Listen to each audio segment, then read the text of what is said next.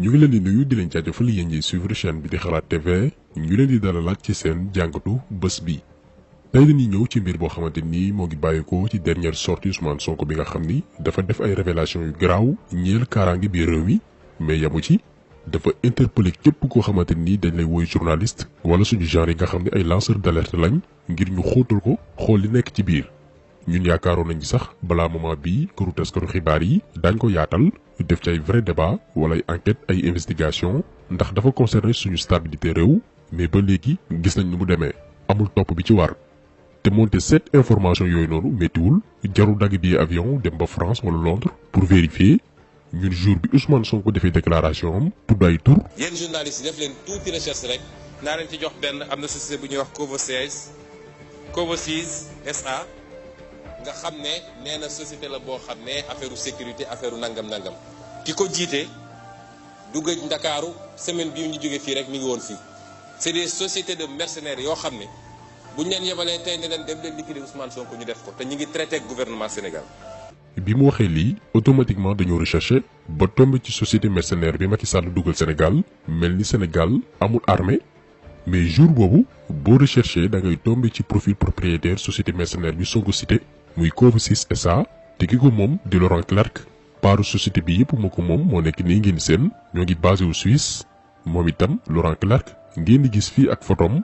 mais quelques heures gannaaw bi Sonko pare déclaration am waa ji dafa supprimer photo profilam ci compte LinkedIn bi mu créé ak yenn information personnelles yi ci même jour bi Sonko defee déclaration kon nga xam ni am na lu ñu nëbb te waa ji mooy kan moom Laurent Clark spécialiste la ci wàllum précision de tir doo leen seetaan film américain yi gis ñi ñuy woowee ay sniper ñoo xam ne dañ leen di fay ngir ñu yéeg ci ay immeuble di tirer ci kaw ay personnalité waa ji xam-xamam ci loolu la màcc mooy spécialité am lu ñu visé ba tirer ko rek du mooy. ñii la Macky Sall dugal Sénégal ak yeneen defkatu ñaawteef yu ci mel ni Tony Blair Nicolas Sarkozy ak ñeneen daañ ci ñëw benn par benn pour ngeen xam fi ñu Macky Sall bëgg a yóbbu te ñu baree bari ñi ngi nelaw. donc lii buñ ko noppi waalee rek amel àq sénégalais yi ba noppi doon complice ci li nga xam ne ñu ngi koy tëgg ci ndodd askan wi lu graaw moo nekk di xew Sénégal dafa nekk ci danger. moo tax jour bi Sonko defee déclaration coggalu Benno Bokk Yaakaar yi nga xamante ni dañ leen di fay ngir ñuy commenter ak manipuler ci réseaux sociaux yi dañoo ñëw ci vidéo biñ publié woon ci même jour bi jagleel ko Gaston Mbengue loo xam ni ça n'a rien à voir joteewul ak dara sorti Sonko bi Gaston Mbengue ak dil yi muy tëgg nguuru Sénégal lañ doon leeral coggalu Benno Bokk Yaakaar yi fàqee ci àll ba naan ñu yéen ay pro Sonko ngeen pour bañ xam naa ñun ñu wax ci révélation yi graaw yi Ousmane Sonko def ci même jour boobu noonu maanaam dañuy jéem a teg xel partagé wuñu woon vidéo bi déclaration Sonko bi mais depuis boobu ñu ngi doon gëstu li mu wax fan la ko jëlee ndax wér na am déet buñ ci noppee digtal ko sénégalais yi parce qu'il faut que ñu comprendre stratégie yi nguur gi di teg jamono jii képp koo xamante ni yaa ngi gëstu di leeral sénégalais yi li ñuy tëgg ci seen ndodd di ko wax ci kàllaama gu leer naññ dañ lay taxé de pro Sonko liñ ci jublu mooy nga bàyyi leen ñoom ñu noyyi ñoom ñi nga xam ne ñu ngi yàq réew mi concentrer sa temps ak sa énergie gépp ci weddi wala wane ni man bokkuma Pastef da ngay wax pour intérêt Sénégal comme que ñoom Ousmane Sonko mooy seen problème ñu taxé la de pro Sonko nga nekk fa di weddi bàyyi leen ñoom ñu nekk ci réew mi di gundaandaat di def lu leen neex fekk boobu askan wi yëgul moment bi ngay concentré wu ci ay détails ñoom ñoo ngi wéy di dégg seeni pexe ngir noot askan wi donc yenn combat yi boo ci engagé wooyee da ngay xam li tubaab di woy priorité yow mënoo gis koo xamante ni dañ ko fal jox ko moyen état bi yépp ngir mu defar réew mi mais dafa wëlbatiku nekk noonu sénégalais yi di tëgg ay pexe di recruter ay mercenaires di leen jëlee bitim réew jaay suñu réew tubaab yi nga bàyyi kooku nag di concentré wu ci koo xamante ni moom dénkaguñ ko ndombal tànk na ko doxalal koo xam ni dafa am point yoo xamante ni dañ ne képp ku yóotu réew fii ci Sénégal léegi doonuñ ko nangu da ngay leeral mbir yi mooy ndax franc-maçon nga lan mooy sa position ci wàllu ngóor jigéen suñu digganteeg France ban taxawaay nga ci am nga wax ko publiquement àdduna gépp di dégg mais loolu yan politiciens ñoo ci ñemee jël position Sénégal mu leer nañ dañuy bàyyi sénégalais yi jàngatal seen bopp réew mi dof-dof lu moo fi am ak di jéem a faire le malin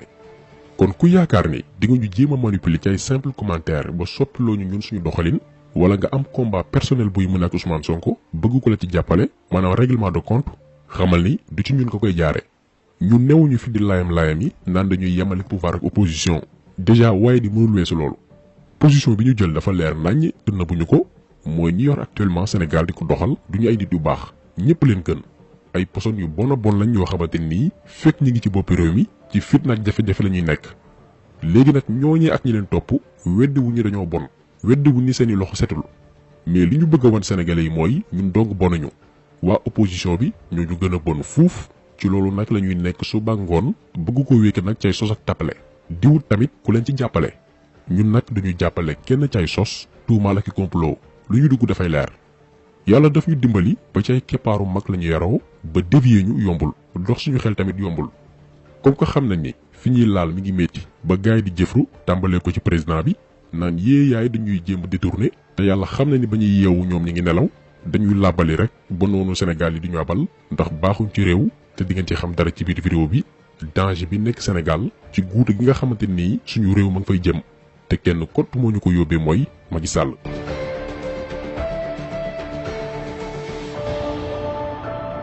ci déclaration Ousmane Sonko dafa cité ku ñuy woy Tony Blair ne woon premier ministre Royaume-Uni diggante 1998 jàpp 2007 muy nag ku doy waar daañu ñëw ci scandale yi nga xamante ni daf ci impliqué wu te actuellement mu bari loolu tànk Sénégal di conseiller itam ki nga xam ne mooy Macky Sall. xam nga Sonko dafa ni waa ji ñëw na fi lu mu tuuti ñeenti yoon mais ñun suñuy recherche daf ñu wan ni waa ji daf fi sax créé depuis 2019 benn cabinet bu ñu naan Tony Blair Institute for Global Change. Tony Blair créé na cabinet de consultance biir Sénégal depuis 2019 loolu ñoo ko dolli ci information yi gannaaw suñu gëstu benn waay bu ñu naan Seamus Jefferson moo ko fi teewal fii ci biir réew mi moom Tony Blair bu amee temps di fi jaar di gis ak Macky Sall di ko jox ay orientation. Sénégal amul président lii faam xam ko moo tax en février 2020 Jeune Afrique defoon benn dossier bu yaatoo yaatu dippee ko Tony Blair l'homme qui murmure à l'oreille des présidents africains waa ji nga xamante nii mooy dee njiital réewu Afrique yi boo demee sax ci biir dossier bi Macky Sall mi ngi ci biir boole nañ ko ci président africain yi nga xamante nii Tony Blair moo leen di conseiller. may wax ni loi bi boo ko jëlee dafa di loi boo xam ne dañ ko dem copier ci li ñuy wax terrorisme act muy loi antiterroriste bi nga xam ne Tony Blair bi muy nekk premier ministre Grande-Bretagne en 2006 moo ko woteelu loon waaye may fàttali collègue ni bi mu koy wotelu dafa fekk mu amoon attentat yi amoon Londres en 2005 nee naa ba tey jii de déggaguma ñu ne Sénégal terrorisme am na fi mais loi bi fa lañ ko jëlee boo jëlee loi boobu jël loi bii Macky Sall jàllale da ngay gis ni dañoo dem copier rek coller ko. projet bi nga xamante ni Sonko wax na ko ñun seet nañ ko ba gis ko effectivement 2006 lañ ko tëggoon boobu Tony Blair moo ne woon premier ministre Royaume-Uni ngir nee na xeex wàllum terrorisme te boo gëstoo document bi copie coller la par rapport ak loi bi nga xamante ni Macky Sall daf ko voté lu barki démboo Njaay mais différence bi ak waa Royaume-Uni mooy bañ ko fay jéem a votelu acteur politique yépp la ñu woo waxtaan bokkut ak Sénégal bi nga xamante ni benn doomi aadama muy Macky Sall moo xëy rek daal di koy votelu yëgulul kenn ñoom ci seen réew dañ ko waxtaanee ñu bari daal di koy rejeté ndax dafay salfaa ñàkk ak yelleefu doomi aadama yi bañ na ko ba jamono jooju noonu ku ñuy woy Sir Ken Macdonald nekk directeur des poursuites judiciaires maanaam kiy topp dossier wu ñi am jafe-jafe ak wàllum yoon dafa ni woon les actes de violence illicites sont proscrits par le droit pénal, ce sont des crimes punis par la loi et nous devrions reconnaître qu'une certaine retenue en matière de législation antiterroriste est nécessaire pour établir une procédure efficace et respectueuse des droits de l'homme. mu ne lépp lu jëm ci violence suñu réew dafa tëral ay daan ba noppi kon bu ñuy tëgg yeneen loi jëm ci xeex wàllum terrorisme war na am fu ñuy yem ngir bañ a xañ doomi aadama yi seen àq ak yelleef. Tony Blair lii la ko waa réewam tontu woon rawatina ñi yëngu ci wàllum yoon ba mu bëggee woon dugal projet de loi bii nga xamante nii def ci mujj amal ay coppite. léegi loi yu bon yooyu noonu la waa ji copier daal di koy conseiller Macky Sall bi nga xamante nii ba mu koy votelu amul waxtaan sollicité wuñu acteurs politiques yi société civile dañ ko forcer pour nee na tiital askan wi lii dafay wane ne encore une fois que Macky Sall respecté wuñu jox ñu benn cër. Tony Blair nag du koo xamante ni ay loxoom dafa set ba naan dafay conseiller Sénégal wax dëgg fa yàlla suñu réew ñàkkul ay boroomi xam-xam ay kàngam yu mun a apporter seen expertise ngir Sénégal mën a jëm kanam. benn mooy dafa war dëkkam moom Tony Blair gannaaw ba mu engagé ay soldats wu réewam yóbbu leen Irak ànd ak États-Unis jamono George Bush en 2003 ba 179 soldats britanniques téeméer ak juróom-ñaar fukk ak juróom-ñeenti soldats ñàkk ci seen bakkan benn rapport moo ko weer ni non seulement intervention boobu noonu mënoon naa ñàkk mais aussi Tony Blair dafa jibaloon ay fausse information ne Irak dafa amoon arme nucléaire juste pour lewal intervention au Royaume-Uni. Ndekete loolu lépp dara nekk ci woon dëgg. Finalement waa dëkkam ñoo mujj organiser ay manifestation di ko accuser moom Tony Blair de criminel ndax dafa sacrifier seeni doomi réew ci loo xamante nii dara newu ci dëgg. waa ji boo demee dëkkam tekkiwul dara kii la Macky Sall indi Sénégal pour mu conseiller ñu. beneen scandale buñ koy toppee dëkkam mooy wàllum financement politique yoo xamante ni jaarul yoon ndax mboolem organisation politique da nga war a def say état financier ñu xam foo jëlee koppar. moom Tony Blair ndeke dafa amoon ay lobby yu ko doon financé xaalis bu baree bari depuis Italie en 2006 mu ko doon nëbb. même trésorier partem sax yëgul woon mbir yi kii mooy Tony Blair. am na yeneen yoo xamante ni sax buñ ko doon lim fi la ñuy fanaan ba ci vie privée am ak digganteem ak secrétaire bi juróon coow lu baree bari fële ci Londres. donc nit la koo xamante nii woyam rafetul sacrifier na askanam dafay dundee wàllum corruption am na histoire bu doy waar ci wàllum mœurs kii mooy conseiller Macky Sall kon imaginer leen fan la Sénégal jëm. am na ku ñuy wax Jean-Louis Bruguière nga xam ne moom ab juge antiterroriste la woon foofu ci Tugal ca France tey moom mooy haut représentant de l'Union européenne auprès des États-Unis pour la lutte contre le financement du terrorisme. kooku du gëj Sénégal 26 mai 2021 bi rek mi ngi woon fii ab mercenaire la léegi boo xam ne Afrique yépp Togo Sénégal fu ne day dem ñu koy defal ay contrat yu duun nag mu ne moom moo leen di conseiller ci mbirum lutte contre le terrorisme. Jean-Louis Bruguière moomu noonu comme ni ko Ousmane Sonko waxee benn juge la woon biir France jëm ci wàllum terrorisme mais dañuy taxaw ca la mu def France. ngeen mën a comprendre lan mooy mission am suñu biir réew yi rawatina wàllum terrorisme bi nga xamante nii dañ ne la ñuy xeex. le 8 mai 2002 dafa amoon benn attentat suicide benn waay buñ ne dafa explosé loo boppam ci dëkk buñ naan Karachi di ville bu gën a rëy Pakistan fukki doomi France ak benn doon liggéey direction des chantiers navals ñàkk ci seen bakkan ndax France dafa doon defaral Afghanistan ay sous-marin envoyé woon fa ay doomi réewam. gannaaw attentat boobilee visé woon ay liggéeykatu français. ñu jébbal dossier bi Jean-Louis Bruguière mi Ousmane Sonko cité sànq mais naka la def waa ji dafa def lu ñuy woy faux témoignage maanaam jibul lu amul ndax ba ñu defee enquête bi ba noppi dañ ko jébbal rapport yépp boole ci autopsie bi nga xamante nii def nañ ko ci waa ji ñu njort ni moo klaateel bomb daal di rey doomu France yi. Jean-Louis Bruguière sàkkal pexe autopsie boobu noonu daal di ko nëbb njaboot ñi ñàkk seen bakkan daal di koy topp ci yoon mais ba ñu demee ci yoon médecin légiste bi nga xamante nii ñu ngi koy woy Dominique Leconte moo ne Jean-Louis Bruguière ci boppam da jébbal original rapport autopsie bi parce que dafa doon insister ngir ñu jox ko dossier bi. beneen médecin bu naan Walter Verhoeven moom itam daal di témoigner ne le 2 juillet 2002 à 14h la jox Jean-Louis Bruguière dossier bi maanaam autopsie bi ak liy firnde ni jot na ko. ndeke li taxoon Jean-Louis Bruguière nëbb autopsie boobu noonu mooy rapport autopsie bi dafay écarter teesu terrorisme bi maanaam du ab jullit comme ñoom niñ koy woy jihadiste moo kalaateel bomb ci kaw ay doomi France. xam nga enquête bi fan la mujj mooy dañoo njort ni après la bu ñoom Édouard Balladur ne woon premier ministre bu France jamonoy François Mitterrand santaane pour nëbb benn scandale financier bu amoon en 1994 biir direction des chantiers navals bi 11 français yi nga xamante ni dañ leen a rey doon liggéey Afghanistan. ndax ci xaalis boobilee la François Mitterrand financé campagne Édouard Balladur en 1995 ngir mu gagné présidentielle yu France. malheureusement Jacques Chirac moo mujj toog. finalement fan la enquête bi aboutir. est-ce que newul ñoom Édouard Balladur gannaaw ba ñu luubalee xaalisu sous-marin yi ñu waroon jaay Afghanistan ñu luubal ko ngir wàllum campagne est-ce que newul ni ñoom ñoo sacrifié doomi France yi doon liggéey ci entreprise boobilee ngir nëbb yenn mbir yi. ba noppi nag sàkku ci Jean-Louis Bruguière bi ñu dénk dossier bi mu nëbb autopsie bi nga xamante nii dafay firndeel ni newul ku ñu woy terroriste moo ray doomi France yi. autopsie bi dafa dàq loolu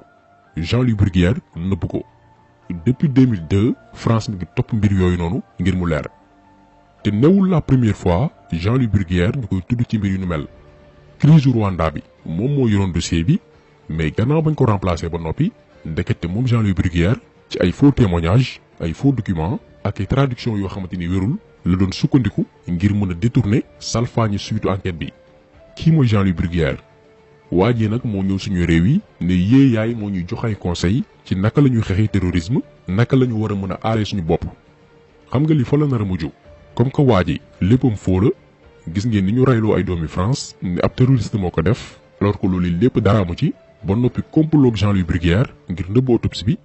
méthode yii nag la ñu bëgg a appliquer suñu réew yi maanaam daañu simuler ay attentat bu ñu moywul naan terroriste yaa ngi fi kalaate lay bomb lépp pour Macky Sall mën fee toggaat alors que ay tappale neen la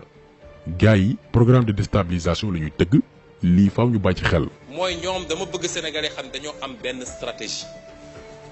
boo xam ne pour mu dox il faut ñu njëkk a tiital sénégalais yi la ñuy waaj a def mooy lan damay wax sénégalais yi ne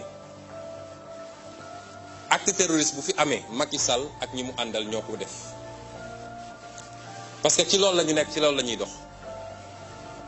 attan nañu clateloo fi bombe créé fi acte terroriste pour ne li ñu leen doon wax yépp a ngi nii nag daal di gaawantu jël ay pouvoirs spéciaux mooy dooleel Macky Sall ne ko am nga sañ-sañu ku yëngatu nga dóor parce que le pays est en guerre bu dee ci corona bi rek la fi andi woon loolu ku yëngatu ñu dóor parce que nee na dañ doon guerre ak benn microbe bu kenn gisul ku yëngatu ku fi 19 heures fekkoon nga taat nga ngay dogg a wàcc sax amoo kaar ñu fekk la fa duma bis bu ñu kalaatee li ñuy kalaatee ba pare dina ne nag Serigne Seck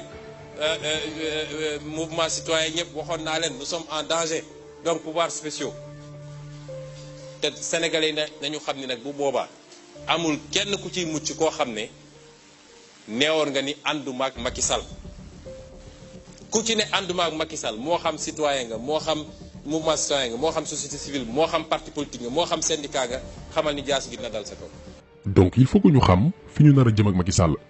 ay bandi ñoo ko wër ki fi mujjee ñëw mooy Nicolas Sarkozy ñëw na Sénégal ndànk daal di ñibbiwaat gis ñu benn média ba ci RTS wane ko ak lañ fa waxtaanee yaakaar naa jarul sax ñuy revenir ci Nicolas Sarkozy mooy kan. vidéo bi ñu defoon ci naka la France déstabiliser suñu zone yi ñoo ngi fay expliquer fi mu jaar Kadhafi taal bi mu taal Libye moo répercuté wu Tchad Mali ak yeneen réew kuy wër nit ku bon jàppal Nicolas Sarkozy ñii nag ñooy ay conseillers Macky Sall di tëgg ak moom ay programme ngir xool luñ koy tegaatee ci bopp réew mi parce que instant bii France amul beneen candidat bu wóor maanaam benn marionnette boo xamante nii dañ ko mën a manipuler di ko defloo di ko wax loo Macky Sall dong moo fi sës ngir def loolu. def nañ seeni sondage gis ni Macky bariwul soppe ci biir réew mi koo gis mu koy défendre soit ñi ngi koy compal ci gouvernement bi wala mbokkam wala mu yaakaar benn poste wala liggéey bu ndaw mooy boy yi topp yenn ministres yi ak DG yi di dunguru ndeysaan ngir am xëy kon gis nañ ni Macky Sall moom sénégalais yi suur nañ ko buy génn dafay fay xaalis pour ñu teeru ko donc lenn rek moo leen dese pour tegaat ko ci bopp réew mi mooy déstabiliser Sénégal ñu ne dëkk bi amatul stabilité donc élection mënu fee am te il faut que ñun sénégalais yi ñu jiitu leen ci sensibilisation bi xamal askan wi li ñuy waaj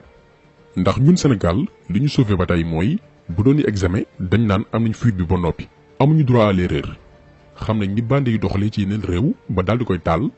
léegi ñun dañ leen di jiitu ci scénario yi ñuy waajal xamal ko sénégalais yi ngir neenal seeni pexe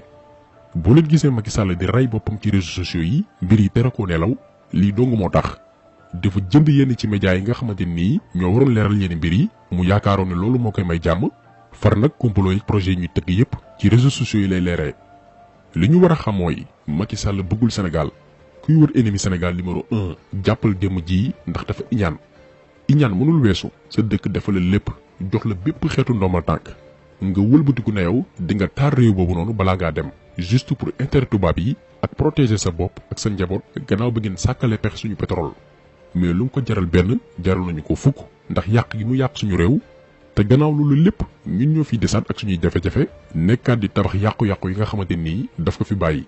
kon tax a seetlu bi tey loolu woon ñi leen di gërëm di leen jaajëfal di leen di daje incha allah beneen yoon ci beneen jàngat jaa ngeen jëf